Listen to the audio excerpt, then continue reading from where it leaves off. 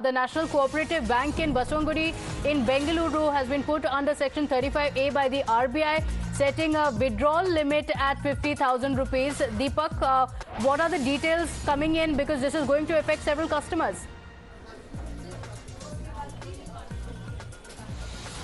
Well, we've seen, of course, in Bengaluru, the Raghavendra Cooperative Bank, this sort of an issue that has been going on for several years now. And now we have, again, another bank that has been put under Section 35A. This is, of course, read with Section 56 of the Banking Regulation Act. Basically, what they've done, this is the National Cooperative Bank near Baswangudi.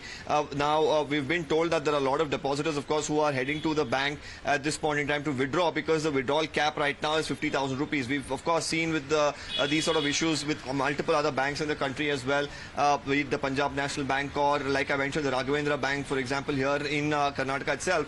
Now, of course, the RBI has given this direction at this point, so the people will have to follow. But many of them, of course, senior citizens, once again, who invest, put their deposits in these cooperative banks, and they will be, of course, hoping that they will be able to make these withdrawals at the earliest. Okay, all right. Deepak, thank you for joining us with those details. Let's shift our attention now to another story in